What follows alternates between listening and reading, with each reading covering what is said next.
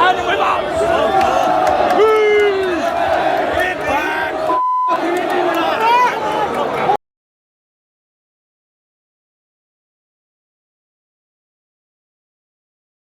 The British government has just done the unthinkable.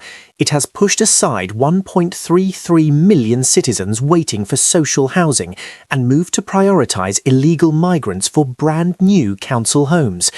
There was no warning, no national debate, no attempt to justify why those who have contributed nothing to Britain should leap ahead of those who have waited years. The announcement landed like a political explosion, not whispered, not disguised, but presented as policy, and the nation erupted. The question now gripping the nation is brutally simple. How did we get here? In Ashfield alone, we've got about 7,000 people on the council house waiting list. It's been like that for many, many years.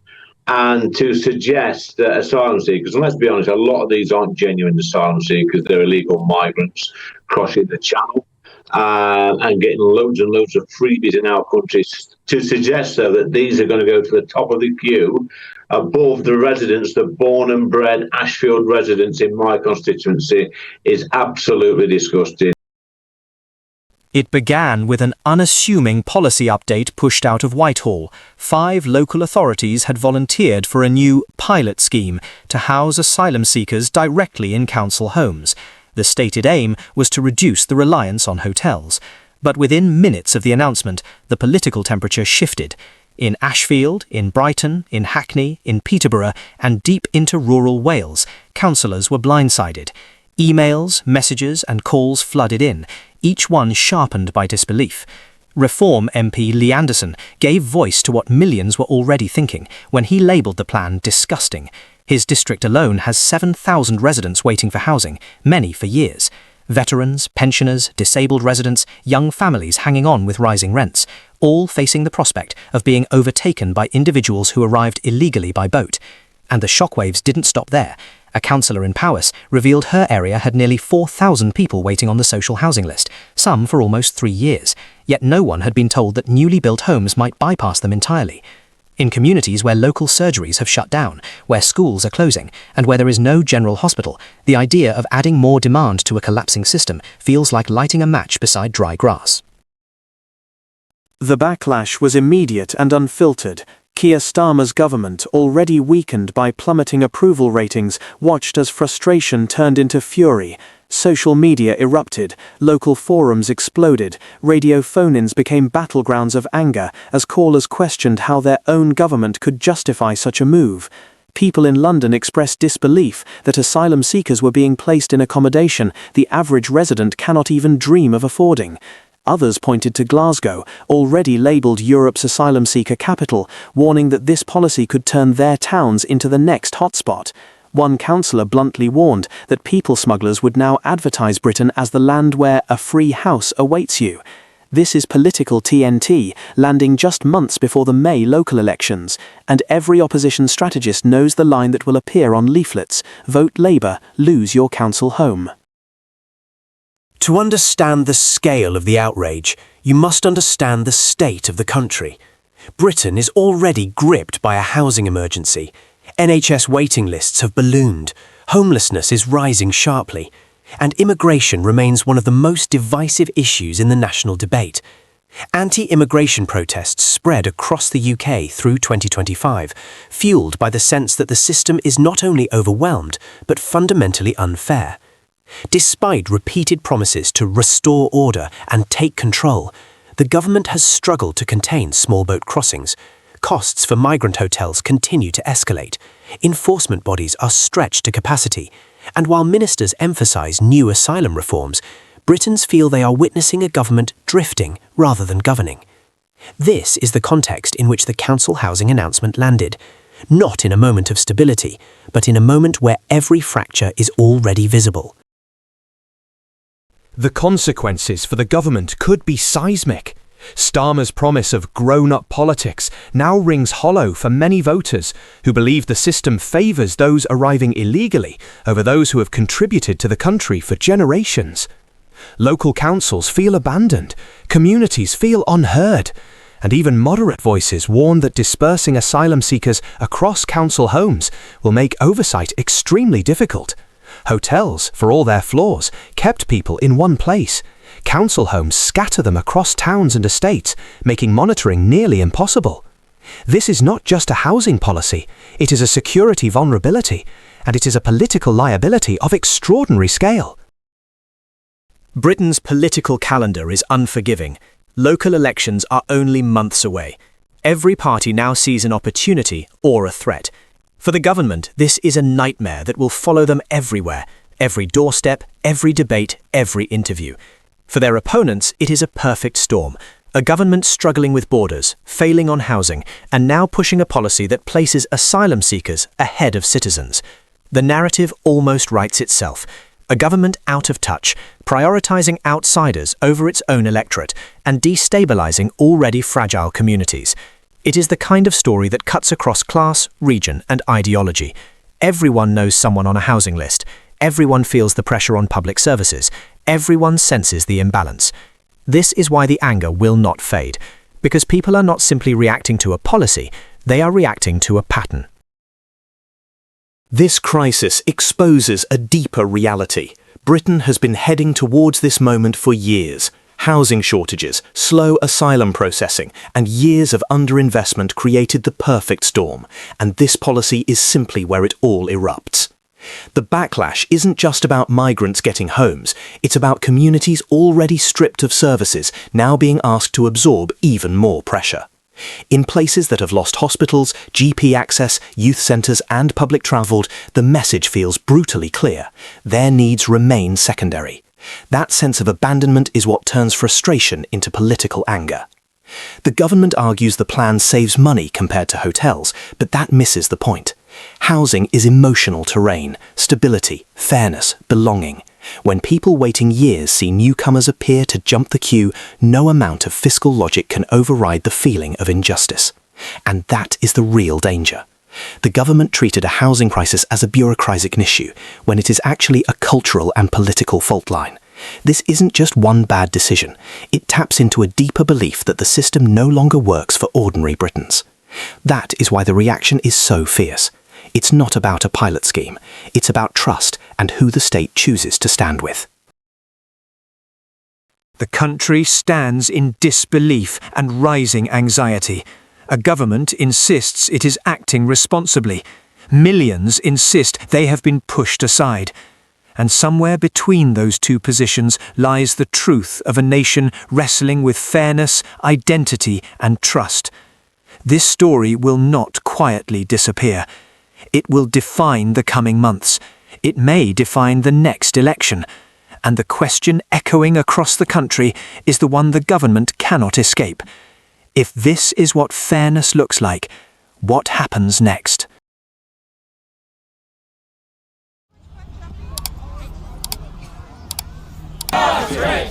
Contractor GPs working for the Home Office have been offered £135,000 a year, that's more than an average GP in the NHS works, in order to provide first-class treatment for illegal migrants. So essentially, illegal migrants going right to the front of the queue on healthcare.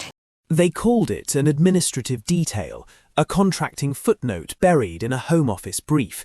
But the moment the public discovered that private GPs were being hired at £135,000 a year to treat illegal migrants, while millions of Britons wait weeks just to see an NHS doctor, the reaction was immediate and volcanic. What should have been a quiet weekend headline erupted into a national reckoning. This story has none of the slow burn Westminster is used to. It detonated on impact, because it strikes at Britain's most sensitive nerve, the belief that those who follow the rules are being edged aside by those who do not. And as NHS waiting rooms overflow and GP surgeries buckle, this scandal has become a symbol, not of bureaucratic failure, but of a system that no longer seems to put its own people first. Tonight, one question reverberates across the country. How did we become a nation where illegal entrants receive premium care while taxpayers wait in corridors? The details are now painfully clear. Contractors working for the Home Office, unable to pull NHS doctors into already collapsing hospitals, turned to the private sector. The result, premium rate doctors earning more than many senior consultants inside a service that millions rely on. And the atmosphere is unmistakable. A pensioner sits quietly, waiting longer than she can tolerate, but refusing to complain. A mother glances at the clock as her child's fever rises, wondering whether the GP will call back at all. A cancer patient rehearses questions because a 10-minute appointment is all they can hope for. These are the people who woke up to see that detention centres, designed for individuals entering Britain illegally, have access to medical staff paid at rates few NHS communities can dream of, and they are asking why. Across Manchester, Birmingham, Glasgow, Cardiff, the sentiment is the same. If money exists for premium care, why doesn't it exist for us? The public mood was already strained. Record numbers of foreign offenders remain in the UK after completing sentences because deportations have stalled. Channel crossings continue despite government promises of control. The asylum backlog weighs heavily on local councils, already running crisis budgets. Into this environment, the news of 135k migrant centre GP contracts landed like a match dropped in a drought. I think there's been a blurring, within the British state of what should be prioritised, and I think it is completely logical and common sense to say that British citizens should get priority over non-citizens. I'm not saying that people shouldn't get healthcare, absolutely, but it shouldn't cost this much. This moment of collective frustration is not happening in isolation. It reflects a deeper national anxiety, the fear that Britain's social contract, the promise that taxpayers would be protected by the services they fund, is fracturing. Many Britons now fear that the system responds more quickly and compassionately to those entering illegally than to families who have lived, worked and paid taxes here for decades. The emotional force of this shift cannot be overstated. It is not merely anger, it is a sense of abandonment. And abandonment, once felt, is very difficult for any government to reverse. Prime Minister Keir Starmer entered office promising a return to competence. His Home Secretary, Shabana Mahmood, has pushed through the toughest asylum reforms in a generation, from temporary refugee status to restricted family reunification and new agreements with Angola and Namibia to accelerate deportations. Yet the reality on the ground is biting. Voters have very little patience left. Downing Street insists the Home Office did not directly pay for these GP contacts, but that argument collapses under the weight of public perception. People do not care who wrote the invoice. They care that the NHS, the service they fund, rely on and believe in, is crumbling before their eyes, while apparently endless resources are found elsewhere. This controversy strikes at a deeper truth. Britain is living through a moment where faith in public services is evaporating. Police response times stretch longer each year, housing lists contract, council budgets collapse, and now the NHS, once a symbol of British pride, is seen by many as a system drifting further and further out of reach. The political stakes are enormous. Starmer cannot allow the public to believe that government priorities favour illegal entrants over citizens. If he loses control of this narrative, he risks losing control of the national mood entirely. The government's challenge is now existential. It must convince voters not only that reforms are happening, but that they will produce visible, measurable improvements in daily life. Without that, every new policy, no matter how well designed, will be viewed through a lens of distrust. Britain is no longer debating statistics, it is debating lived experience, and lived experience is winning. Illegal migration has ceased to be a distant policy issue. It now sits at the heart of Britain's social fabric, shaping conversations about safety, fairness, identity, and national confidence. Across the UK, tensions have escalated. Protests erupt outside migrant accommodation sites. Residents feel ignored. Councils whisper they cannot cope. NHS leaders warn that winter pressures could push the system beyond resilience. The anger bubbling beneath the surface is not abstract, it is personal. Many Britons are not demanding luxury, privilege, or special treatment. They want what they were promised, a functional health system. When they see six-figure salaries offered to treat illegal migrants, while their own elderly relatives face delays stretching into months, it creates an explosive emotional disconnect. Officials argue that detention centre healthcare is a legal requirement, that detainees cannot simply be left without treatment. That much is true, but the nation is not debating legality, it is debating priority.